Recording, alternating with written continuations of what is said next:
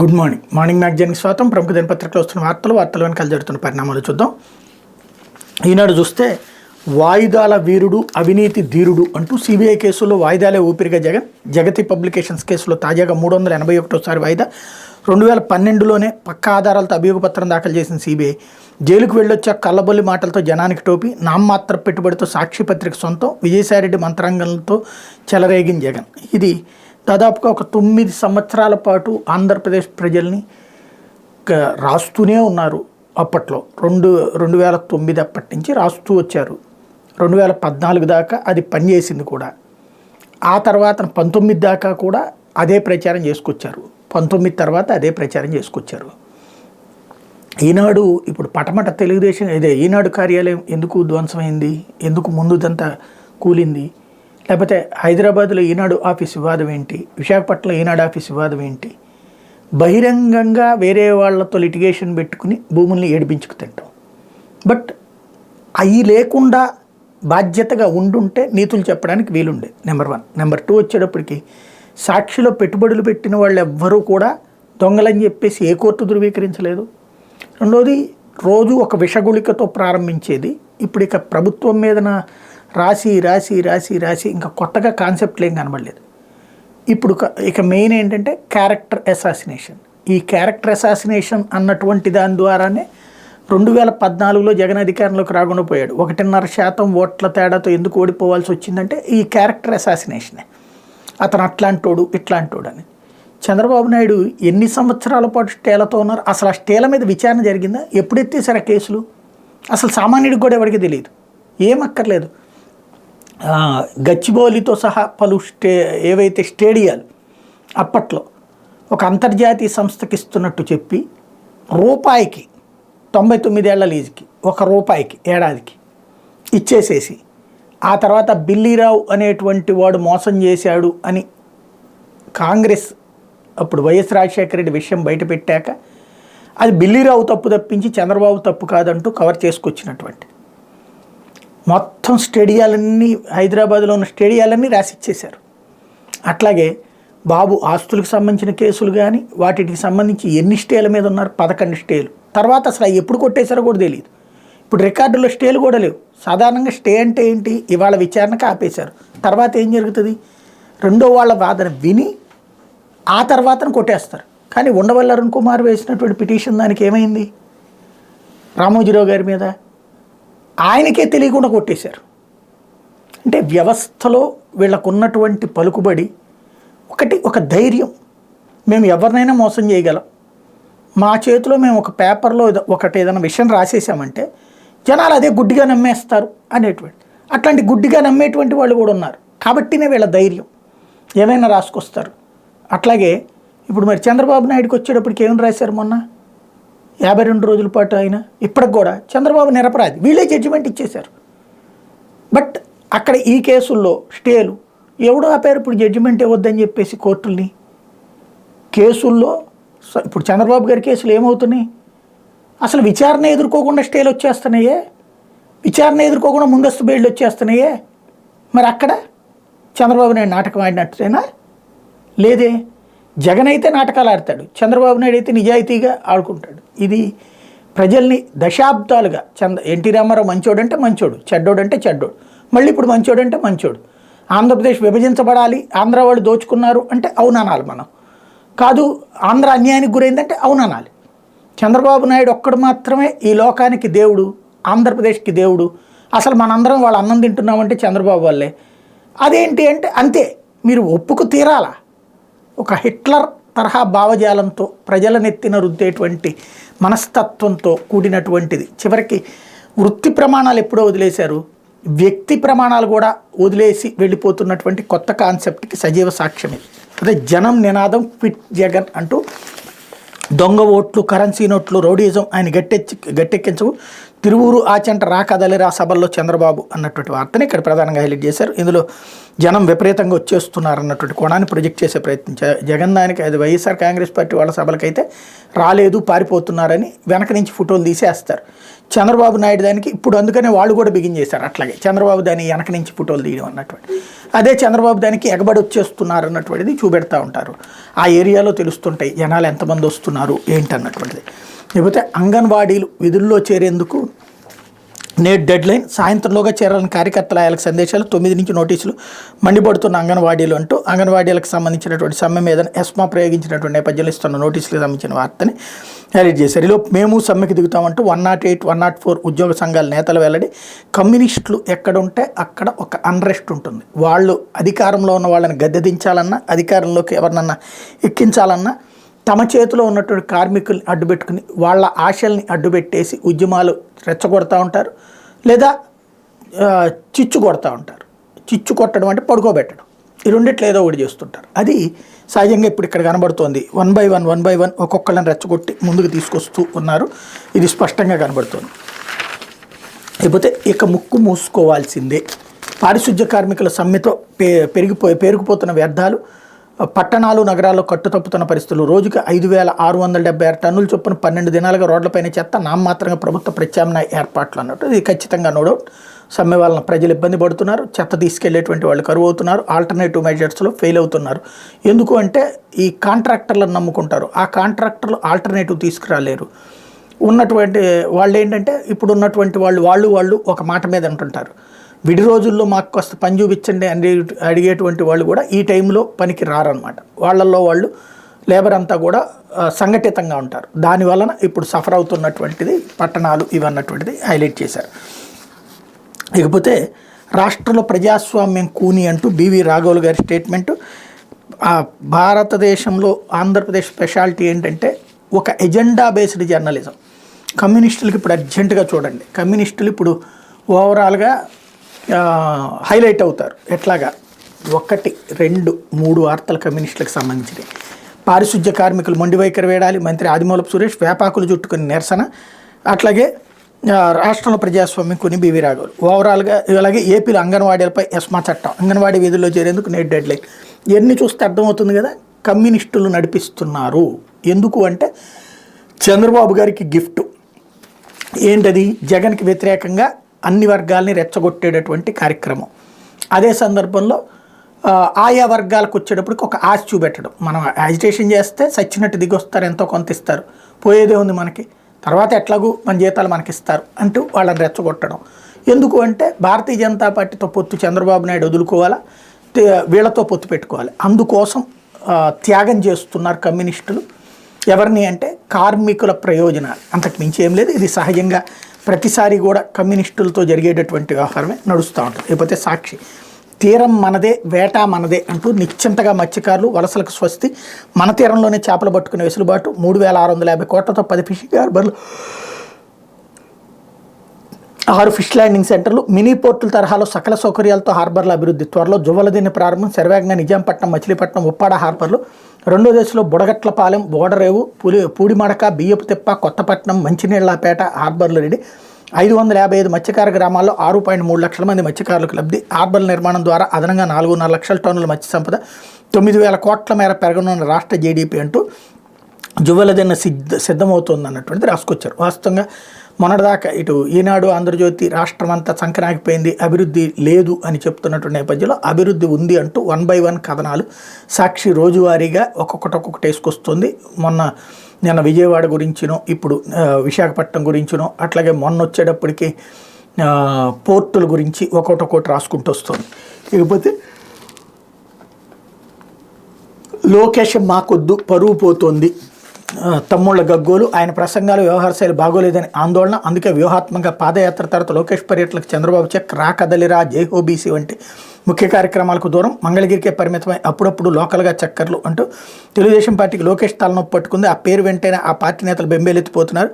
ఆయన వల్ల పార్టీ పరువుతో పాటు తమ పరువు పోతుందని లబోదీబోమంటున్నారు. తమ నియోజకవర్గాలకు ఆయన రాకుండా కూడా చూడాలని ముఖ్య నేతలకు బహిరంగంగానే వేడుకుంటున్నారు. లోకేష్ ప్రసంగాల వ్యవహార శైలి వల్ల ఉన్న ఓట్లు కూడా పోయి పరిస్తుందని వాళ్ళు మొత్తుకుంటున్నారు. లోకేష్ మాట్లాడేటప్పుడు అన్ని తప్పులు మాట్లాడడం, తెలుగు పదాలు సరిగా ఉచ్చరించకపోవడం పట్ల సోషల్ మీడియాలో లోకేష్ తొలి నుంచి ట్రోల్ అవుతున్నారు. అదంతా చేస్తుంది వైఎస్ఆర్ కాంగ్రెస్ పార్టీ వాళ్ళు.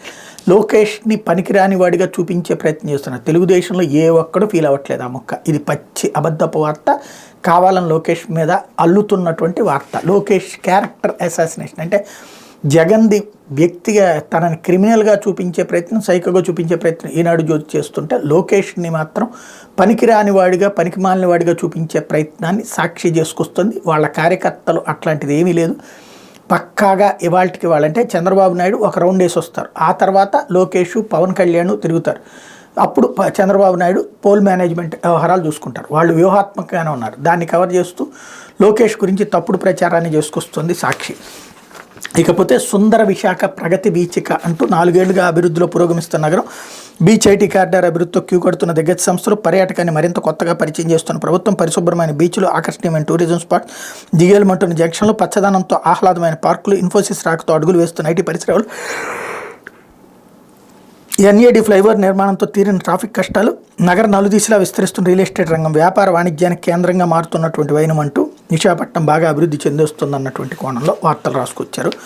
రోజుకొకటి నిన్న విజయవాడ గురించి రాశారు, ఇవాళ విశాఖపట్నం గురించి రాశారు. అయితే మనసున్న సీఎం జగన్ అంటూ దేశంలో ఎక్కడా లేని విధంగా ఏపీలో గిరిజనులు అత్యధికంగా మేలు, తెలంగాణలో మహబూబాబాద్ మాజీ ఎంపీ సీతారాం నాయక్ ప్రశంసలు, జగన్ పాలనలో తండాలకు రోడ్లు, నీళ్లు, నాణ్యమైన విద్య, మెరుగైన వైద్యం, సంక్షేమ పథకాలతో గిరిజనులందరికీ లబ్ధి, రాజకీయంగా అధిక ప్రాధాన్యం, జగన్ ప్రభుత్వాన్ని మళ్లీ గెలిపించుకుని మరింతగా అభివృద్ధి చెందుదాం, గిరిజన శంకరావం సభలో గిరిజన సంఘాల నాయకులు పిలుపు అంటూ ఎక్కడ తెలంగాణలోని మహబూబాబాద్లో మరి మాజీ ఎంపీ సీతారాం నాయక్ ఆంధ్ర గురించి మాట్లాడడం ఏంటో అర్థం కాలేదు. లేకపోతే ఏపీలో 19, తెలంగాణలో 117 బోగస్ సంస్థలు. పన్ను ఎగవేత వివరాలు వెల్లడించిన కేంద్ర ఆర్థిక శాఖ వస్తు సేవల పంపిణీ లేకుండా బోగస్ ఇన్వాయిస్లు సృష్టించి పన్ను ఎగవేతలకు పాల్పడిన నకిలీ సంస్థలు ఏపీలో 19, తెలంగాణలో 117 ఉన్నట్టు గుర్తించినట్టు కేంద్ర ఆర్థిక శాఖ తెలిపింది. దేశవ్యాప్తంగా 29,273 సంస్థలు 44,015 ఇన్పుట్ ట్యాక్స్ క్రెడిట్ ఎగవేతకు పాల్పడినట్టు తెలిపింది. మే 2023 నుంచి నకిలీ సంస్థల గుర్తింపునకు డ్రైవ్ నిర్వహించినట్టు పేర్కొంది. ఏపీలో 19 నకిలీ సంస్థలు 765 కోట్ల పన్ను ఎగవేతకు పాల్పడగా 11 కోట్లు రికవరీ చేశామంది. తెలంగాణలో 117 నకిలీ సంస్థలు 1,645 కోట్ల పన్ను ఎగవేతకు పాల్పడగా 44 కోట్లు రికవరీ చేశామంది. ముందు వాళ్ళని తీసుకెళ్లి బొక్కలో తోయాలి, లేకపోతే కనుక కష్టం. లేకపోతే ఏపీ మార్కెట్లో కొత్త మసాలా అంటూ మసాలా తయారీ రంగంలోకి లాల్జీ గోదు అండుకో ఏపీ నుంచి దేశవ్యాప్తంగా మసాలా ఉత్పత్తులు ప్రారంభం. సాక్షితో సంస్థ చైర్పర్సన్ హీనా మర్చెంట్, పార్ట్నర్ రిద్ది మర్చెంట్ అంటూ మార్కెట్లోకి మరో కొత్త మసాలా ప్యాకెట్లు వచ్చినాయి అన్నటువంటి వార్తని హైలైట్ చేసింది. లేకపోతే పుస్తకం చేతిలో ఉంటే మంచి స్నేహితుడు వెంట ఉన్నట్టే ప్రముఖ సినీ నటుడు రచయిత తనిఖీల వారిని విజయవాడలో ముగిసిన 34వ పుస్తక మహోత్సవం సందర్భంగా ఇచ్చినటువంటి స్పీచ్ని హైలైట్ చేశారు. ఇకపోతే ఆంధ్రజ్యోతి వచ్చేటప్పటికి జగన్కి ఇప్పుడంతా రివర్స్ అంటూ ఎమ్మెల్యేల స్వరమే కాదు చూపు మారుతోంది. పోలవరం నుంచి రాజధాని అమరావతి విధ్వంసం దాకా సీఎం జగన్ తీసుకున్నవన్నీ రివర్స్ నిర్ణయాలే. ఎన్నికలకు ముందు జగన్ అందరినీ అన్నా అని అంటూ కౌగులించుకున్నారు. తీరా గద్దెనెక్కాక వాళ్ళందరినీ దూరం పెట్టారు. ఎమ్మెల్యేలను పూచిక పొలాల్లో తీసేశారు. ఎవరో కొద్దిమంది సన్నిహితులను తప్ప ఎమ్మెల్యేలను, ఎమ్మెల్సీలను తాడేపల్లి ప్యాలెస్ లోపలికి రానివ్వలేదు. 4.5 ఏళ్ళుగా అపాయింట్మెంట్ అడుగుతున్నా ఆయన దర్శన భాగ్యం దొరకని ఎమ్మెల్యేలు ఎందరో. ఇప్పుడు వారికి టైం వచ్చింది. ఇన్నాళ్ళు టీడీపీ, జనసేన తప్ప వారికి ప్రత్యామ్నాయం లేకపోయింది. అక్కడ టికెట్ వచ్చే అవకాశం లేక వైసీపీలో కొనసాగాలనుకున్నారు. ఇప్పుడు జగన్ చెల్లెలు షర్మిల కాంగ్రెస్ పగ్గాలు స్వీకరించే అవకాశాలు ఉండటంతో జగన్ నిరాదరించిన వారంతా ఆ పార్టీపై కన్నేశారు. ఇది వినడానికి వెర్రితనంగా ఉంటుందని కూడా ఫీల్ అవ్వట్లేదు. అక్కడ ఎవడైనా కాంగ్రెస్ పార్టీ, వైఎస్ఆర్ కాంగ్రెస్ పార్టీలో ఉన్నాడు, కాంగ్రెస్ పార్టీలోకి వెళ్ళి మళ్ళీ కాంగ్రెస్ పార్టీకి పూర్వవైపు వస్తుంది అనుకుంటాడా? వాళ్ళంత వెరిదద్దమ్మలాగా కనబడుతున్నారా? కోట్ల రూపాయలు డబ్బులు తగలేసుకుని ఇంతకాలం పాటించుకుని ఆ లెక్కనైతే కానీ కాంగ్రెస్ పార్టీలో ఇంతకుముందు వెళ్తుంటే ఎవడాపారు వాళ్ళని? ఇంకా ఏదో బీజేపీలోకి చేరారన్న ఒక అర్థం ఉంది, ఎందుకంటే జాతీయ స్థాయి అధికారంలో ఉంది. ఇక్కడ అవ్వలేదు, బోవాలేదు. కనీసం ఒక కాళరామకృష్ణారెడ్డిని చూపెట్టి ఇంకా లేకపోతే 2-3 వస్తారు అనుకుందాం. ఏం చేస్తారు కాంగ్రెస్ పార్టీకి? వెళ్ళి డిపాజిట్లు తెచ్చుకోగలుగుతారా? పాపం చంద్రబాబు గారిని ముంచేస్తున్నట్టున్నారు ఈయన. ఎందుకంటే చంద్రబాబు దగ్గర ఖాళీ లేదని ఈయనే చెప్పేశారు. అట్లా కాంగ్రెస్కి వెళ్తున్నారని నేనే చెప్పేశారు. కాంగ్రెస్ పార్టీని ప్రత్యామ్నాయంగా ఈయనే చూపెడుతున్నారు. అప్పుడు జగన్కి వ్యతిరేక ఓటు కాంగ్రెస్ పార్టీ చేల్చదా? తెలుగుదేశాన్ని ముంచుతున్నారే, ఒకసారి ఆలోచించుకుంటే బెటర్. లేకపోతే 3 నెలల్లో రైతు రాజ్యం అంటూ ఎమ్మెల్యేలకు జగన్ నమ్మడం లేదు, ఆయన జనం నమ్మడం లేదు. ఏ ముఖ్యమంత్రి పాలనలో ఇట్లాంటి పరిస్థితి చూడలేదు. అంబటరాయుడు ప్రజలకు మంచి సేవ చేస్తానంటూ వైసీపీలో చేరాడు. గుంటూరు ఎంపీ టికెట్ ఇస్తామన్నారు, ఇప్పుడు అదే సీట్కి మరొకరికి ఇస్తామని జగన్ చెప్పారు. దీంతో రాయుడు క్లీన్ బోల్డ్ అయ్యాడు. దేవతలు పాలించిన అమరావతిని టీడీపీ రాజధానికి ఎంపీ చేస్తే దాని జోలికి వెళ్ళబోమని చెప్పి అధికారంలోకి వచ్చిన జగన్ 3 ముక్కలాట మొదలుపెట్టాడు. దేవతలు పరిపాలించినటువంటి అమరావతి అనేది స్వర్గంలో ఉంటుంది, ఇక్కడ అమరావతి కాదు. అది కొంచెం గుర్తుపెట్టుకోవాలి. నెంబర్ 1. రెండవది, అసలు అమరావతి ఇది కాదు. అమరావతి అన్నటువంటి ఒక ఊరుంది, దాన్ని తీసుకొచ్చి వేరే ఊరికి పేరు పెట్టేసి నా కొడుక్కి సచిన్ టెండూల్కర్ అని పేరు పెట్టాను కాబట్టి జట్లో తీసుకోమంటే ఎట్లుంటుందో అట్లుంటుంది. బేసిక్గా అసలు అమరావతి అమరావతిగానే ఉంది. అక్కడ దేవతలు పరిపాలించితే కనుక అక్కడ అమరావతిని అనాలి. ఈ 29 గ్రామాలకు మేము పేరు పెట్టాం కాబట్టి ఇది కూడా దేవతలే పరిపాలిస్తున్నారని చెప్పేస్తే అయిపోతుంది. ఇది రామోజీరావు గారు పరిపాలించినటువంటిది. 29 గ్రామాలకు పేరు పెట్టింది అమరావతి అన్నటువంటిది రామోజీరావు గారు, అంతేగాని ఇక్కడ కాదు. ఇంకోటి అసలు ఈ ప్రభుత్వం ఎక్కడ పేరు పెట్టింది అమరావతికి? అమరావతి అంటే ఒక ఊరు ఉండాలి అంటే ఈ ఏరియా నుంచి ఏరియాకి అసలు ఒక నోటిఫికేషన్ అయ్యిందా? దాన్ని అమరావతి నగరం తయారైందా ఎక్కడన్నా? లేదే. ఒక అమరావతి ఉండగా రెండో అమరావతి పేరు పెడతారు అట్లాగా. పోని ఒకవేళ ప్రభుత్వం అనుకుంటే అప్పుడు అమరావతిని ఏం చేసినట్టు? దాని పేరు మార్చారు లేకపోతే కలిపేశారా దాన్ని దీంట్లోకి? లేదే. ప్రజల్ని మోసం అట్లా చేస్తూనే ఉన్నారు. రెండోది వచ్చేటప్పటికి అంబటరాయుడు ప్రజలకు మంచి సేవ చేస్తుంటే వైసీపీలో చేరాడు, గుంటూరు ఎంపీ టికెట్ ఇస్తున్నారు. ఇంత కేసినేని నాని పరిస్థితి ఏంటి? రెండు టర్మ్స్ నుంచి సేవ చేస్తూనే ఉన్నాడు కదా ఆయన. మరి ఎందుకు తీసేసి చిన్నీకి ఎందుకు ఇచ్చారు? అది మాట్లాడతారా? వైసీపీలో ఉన్న దాని గురించి వాళ్ళ టికెట్ల గురించి ఈయన మాట్లాడుకుంటాడు. ఈయన మీటింగ్ ఈయనకి సంబంధించి ఇప్పుడు ఇందులో బోమా వాళ్ళకి తీసేసి అక్కడ తీసుకెళ్ళి ఒక ముస్లింకి ఎందుకు ఇచ్చారు? లేకపోతే 2-3 చోట్ల మార్చారు కదా, ఎందుకు మార్చారు? రేపు ఇంకెంతమందికి మారుస్తారు? అవన్నీ మరి ఆటోమేటిక్గా జరిగినట్టే కదా. మరి దాని గురించి ఏం మాట్లాడతారు? అదే ఇక్కడ మిస్ అయ్యేటువంటిది. లేకపోతే మాల్దీవుల మంత్రులపై వేటు అంటూ ప్రధాని మోడీపై అక్కస్వేళగక్కిన ఫలితం, మోడీని తోలుబొమ్మ విదూషకుడన్న మరియం, భారత్లో దుర్వాసన, ఎంపీ జాహిద్ కామెంట్, వైరల్గా బాయ్కాట్ మాల్దీవ్స్ హ్యాష్ట్యాగ్, నష్ట నివారణకు దిగిన మాల్దీవుల ప్రభుత్వం, 3 మంత్రులు 1 ఎంపీపై చర్యలు. మజూమ్, షరీఫ్, మరియం ముగ్గురిని కూడా అక్కడ తీసేశారు. ఇక్కడ మత దురద, మత గుల, ఆ గులతో మాల్దీవుల్లో చేసినటువంటి ఓవర్ యాక్షన్, హిందుత్వం మీద ద్వేషం అక్కడ ప్రభుత్వం నూరిపోసి అక్కడ ముస్లింలు ఎక్కువయ్యేటప్పటికి వాళ్ళతో ప్రభుత్వం ఏర్పాటు చేశారు. ఇండియా అవుట్ అన్నట్టు నినాదంతో. అందుకనే ఆ ద్వేషాన్ని మోడీ మీద చూపించారు. దాంతో ప్రజలు గట్టిగా తగులుకున్నాడు. వాస్తవంగా బతికేది మన టూరిస్టుల వల్లనే, చైనా టూరిస్టుల వల్ల కాదు అది. కానీ చైనాకి అనుకూలంగా మారి చేసుకొచ్చుకున్నట్టుంది. ఒక పక్కన చైనాలో వేగర్ ముస్లింలు చంపుతుంటే ఆ చైనాతో కలిసి వెళ్ళి సాగుతున్నటువంటి ఈ దరిద్రులు మనకి నీతులు చెప్తారు. చివరికి ఈ కథ నడుస్తుంది. అయితే ముక్కంటి మూడో కన్ను అంటూ బియ్యం గుప్పిడి పట్టినట్టు ఎక్కడ భూములైన హస్తగతం, కొందరు రెవెన్యూ సిబ్బంది అండతో కొత్త పొంతలు, పోలీస్ బెటాలియన్ భూములు చదును చేసేశారు, పేదలకు భూసేకరణలో పెద్ద ఎత్తున అక్రమాలు, కాలువ, కుంట, చెరువు, పోరంబోక్కు పట్టాలు, అనుచరులపై రాయించి సర్కారీ పరిహారం, ఆరోపణలను తహసీల్దార్ల బదిలీలకు అడ్డుకట్ట, ఏ నియోజకవర్గం పైన లేనన్ని ఫిర్యాదులు, ఇక్కడే పరాకాష్ఠకు చేరిన అనేత రాజకీయ అవినీతి అంటూ భూదందాల నుంచి గ్రావెల్ తమ్మకం దాకా ఎమ్మెల్యే నామస్మరణే, బియ్యాల వారి విందు, కబ్జాలతో పసందు. మేబీ బియ్యం మధుసూదన్ రెడ్డి గురించి అన్నారు. బియ్యం మధుసూదన్ రెడ్డి శ్రీకాళహస్తి ఎమ్మెల్యే గురించి రాసి ఉంటాను. నేను చెప్పాను కదా, డైరెక్ట్గా ఎమ్మెల్యేల మీద పేరుతో రాస్తే కనుక పరువు నష్టం దావేస్తారు కాబట్టి ముందు జాగ్రత్తగా మా ఇష్టం వచ్చినట్టు రాసేస్తాం. ఎక్కడైతే వైసీపీ స్ట్రాంగ్గా ఉంటుందో ఆ ఎమ్మెల్యేని టార్గెట్ చేస్తున్నారు అన్నటువంటి విషయం ఇక్కడ స్పష్టంగా కనబడుతుంది. అందులో భాగంగానే ఈ వార్త కనబడుతుంది. ఇకపోతే రైతు మెడపై టైటిల్ కత్తి అంటూ న్యాయస్థానం కళ్ళకు గంతలు కట్టి జగన్ సర్కార్, అక్టోబర్ 31 అమల్లోకి వచ్చిన భూ యాజమాన్య హక్కు చట్టం, నవంబర్ 1 జీవో జారీ, గెజిట్లో ప్రచురణ, అమెరికా డిసెంబర్ 29 ల్యాండ్ అథారిటీ ఏర్పాటు, జీవో 512 సజీవంగా ఉన్నంతకాలం చట్టం వల్ల ఉన్నట్టే. న్యాయ నిపుణులు, వివాదరహితంగా టైటిల్ హక్కు ఓ మిథ్య, చట్టంలోనే పేర్కొన్న వివాద రిజిస్టర్, అప్పిలేట్లలో విశ్రాంత అధికారుల, ప్రభుత్వ హామీలను నమ్మని ఆందోళనకారులు అంటూ. ఆందోళనకారులు ఎప్పుడూ నమ్మరు, ఎందుకంటే ఎప్పుడు లీగల్ లిటిగేషన్స్ ఉండాలి. ఉంటేనే భూముల్లో ఏడిపిచ్చుకు తినచ్చు. కేంద్ర ప్రభుత్వం పెట్టినటువంటి చట్టం అది, భూములకు సంబంధించినటువంటి ల్యాండ్ టైటిలింగ్ చట్టం అన్నట్టు. దాన్ని అమలు చేస్తుంటే దాన్ని చెడగొట్టడానికి ఇక్కడ ఏంటంటే లాయర్లకు కేసులు ఉండవు. అదే సందర్భంలో భూముల పంచాయతీలు 100కి 70% తగ్గిపోతాయి. తొందరగా పరిష్కారం అయ్యేటటువంటి పరిస్థితి, దాన్ని చెడగొట్టేటటువంటి వ్యవహారమే ఇక్కడ నడుస్తుంది. లేకపోతే వైసీపీ అరాజకీయం అంటూ ఎక్కడెక్కడో జరిగే సంఘటనలన్నీ కూడా పార్టీకే ఆపాదించి రాసుకొచ్చేటువంటిది. ఎమ్మెల్యే కార్యాలయంలో కత్తిపోట్లు, దళిత రైతుపై వైసీపీ నేతల దాడి, నిన్ను లేపేస్తాను, ఈ ఆఫీసు లేకుండా చేస్తా, తిరువూరులో జనసేన కార్యకర్తపై వైసీపీ కార్పొరేటర్ దౌర్జన్యం, నగ్నంగా తిప్పుతూ బూటు కాళ్లతో తంతు అంటూ వైసీపీ జెండా దించాలన్నందుకు పాల్తూరు పోలీసులు దాష్టికం అన్నటువంటి వార్తని ఇక్కడ ప్రధానంగా హైలైట్ చేశారు. ఇందులో అవతల వాళ్ళు రెచ్చగొట్టడం, వీళ్ళు కొట్టుకోవడం ఈ నడుస్తుంటుంది. వ్యక్తిగతమైనటువంటి అహంకారాలతో కూడినటువంటి వార్తల్ని వీళ్ళు వేరే కోణంలోకి మార్చుకుంటూ వస్తూ ఉంటారు. అది ఒక్కసారి ఆ వార్తలు పూర్తిగా చూస్తే అర్థమవుతుంటుంది. ఇక్కడ చూస్తే ఒక వార్త రాసుకొచ్చారు, వైసీపీ వాళ్ళని వెళ్ళి మీరు జెండా తీసేయండి, తీసేయకపోతే కనుక నేను తగలబెడతా అన్నాడట ఒక అతను, జనసేన కార్యకర్త. దానికి వాళ్ళు ఒప్పుకోలేదు. అందుకు సాయంత్రానికి ఆ జెండా తగలబెట్టాడు. అతన్ని అరెస్ట్ చేశారు, అతన్ని కొట్టారు. ఇప్పుడు అసలు విషయం అది. పోలీస్ స్టేషన్లో నగ్నంగా ఊరేగించారు అన్నటువంటి చెప్తున్నారు అనమాట. అక్కడ వేరే వాళ్ళ జెండాని తీసేయని చెప్పడానికి వీళ్ళెవరు? ఇంకోటి వీళ్ళంత కొట్టడం తప్పే, కొడితే కనుక. ఇక్కడ నగ్నంగా అంటే ఓ ఫోటో చూపించారు, అది పోలీసులు చేసేది ఖచ్చితంగా తప్పే అవుతుంది. బట్ వేరే వాళ్ళ జెండాల్ని దించేయి లేకపోతే నేను ఊరుకోను అని చెప్తే ఎట్ట ఊరుకుంటారు ఎవరైనా సరే బేసిక్గా. రెండోది దళిత రైతుపై వైసీపీ నేతలు దాడి అంటూ పొలం విషయంలో అనంతపురం జిల్లా ఉరవకొండ మండలం వెలుగొండ గ్రామానికి చెందిన దళిత రైతు రామాంజనేయులు అదే ఊరికి చెందిన వైసీపీ నాయకులు ఆదివారం తీవ్రంగా కొట్టిగాయపరిచారు. ఇదేమనుకుంటారు ఎవరైనా వైసీపీ గొడవ ఏదో అనుకుంటారు. కానీ అసలు విషయం ఏంటంటే అక్కడే ఉన్నటువంటి ఒక రైతుతో గొడవ ఉంది. ఆ రైతు ఎకరం ఉన్నారు భూమి కొన్నానంటాడు, అవతలోళ్ళు అమ్మలేదంటారు.